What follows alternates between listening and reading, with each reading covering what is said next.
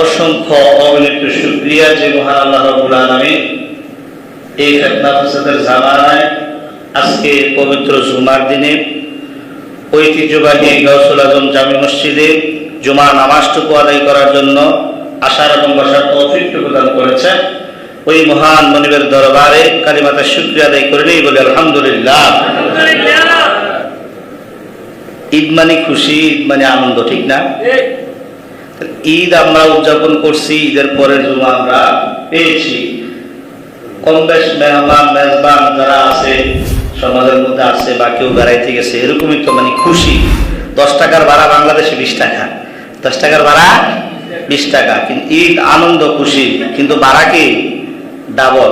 আজকে চাইছিলাম যে বাইক নিয়ে আসবো, কিন্তু 200-400 টাকা বেশি তেল দেয় না, তাহলে কোন বিপদে পড়ি, কম এখন বাইক নিয়ে যায়। কথা হচ্ছে বিষয়টা হচ্ছে যেহেতু ঈদ আনন্দ খুশির বিষয়, কিন্তু এই খুশিটা কাজে লাগাইয়া একটা কুচুকরি মহল আছে যারা বাংলাদেশের সিন্ডিকেট তৈরি করে কি করে এই মানুষ, সাধারণ যারা মানুষ আছে, খেটে খাওয়া মানুষ, তাদেরকে ফকির যারা আরো ফকির বানায়, গরিবদেরকে আরো গরিব বানায়। যারা খেটে খাওয়া মানুষ তারা যেন সারা জীবন খেটে খাইয়ে তারা বসবাস করে, তারা যেন বড় লোক হইতে না পারে। ব্যবসা করা সুন্দর, কিন্তু ওজনে কম দিয়া না, ওজনে কম দিলে হারাম, নাকি?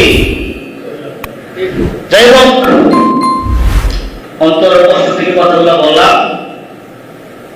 সমাজের প্রত্যেকটা মানুষ যদি পরিবর্তন হয়ে যেত নিজ কি নিজ, তাইলে আজকে এই সিন্ডিকেট নামক যে অবস্থা, লাগবো 1 লিটার লয় 10 লিটার, এক লোকের পানির ট্যাঙ্কির ভিতরে পেট্রোল পাইছে, পানির ট্যাঙ্কি দরকার, কি করবো মানুষ এটার মধ্যে না করবো, পরের সাইডটা কি করো, আরেকজনের কল থেকে পানি আনো, টাঙ্কি ঘুরে দেখতে হবে তেল দিয়ে।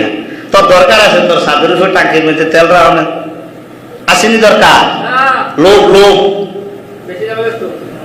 কিন্তু মানুষ যদি মনে করতে, এই যে আমি জিকিরের মধ্যে বললাম পাগল মন, অনেকে দাঁড়ে কি করে, এটা অর্থ যদি বুঝতেন তাইলে চিল্লে ঘোরাঘুরি করতেন।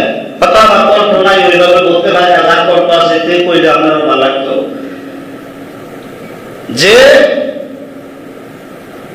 হঠাৎ একদিন আজরাইলে কি তোমার জানটা নিয়ে যাবে, এরকমই তো বলছিলাম বিষয়টা। এই যে আজরাইল আসবে, জানটা নিয়ে যাবে, এই কথাটা যদি আমার আপনার ভিতরে জানতো, তাহলে আমরা 2 নম্বরই করতে পারতাম, সুদ খাইতে পারতাম, গোশ খাইতে পারতাম, ওজনে কম দিতে পারতাম। তাইলে আমরার ভিতরে মরার ভয় নাই, মরার কি নাই, মারা যে যাবো এটা কোনো চিন্তা নাই। এই চিন্তাটা আমার আপনার ভিতরে থাকতে হবে, তাহলে কি হবে, কবর হাসর মিজান ফুলসিরাতে আমার আপনার জন্য আল্লাহ তাআলা যে স্পেশাল জান্নাত রেখেছে, জান্নাতুল ফেরদাউস আমার আপনার জায়গা হবে। বলেন না সুবহানাল্লাহ, আর বলেন না সুবহানাল্লাহ।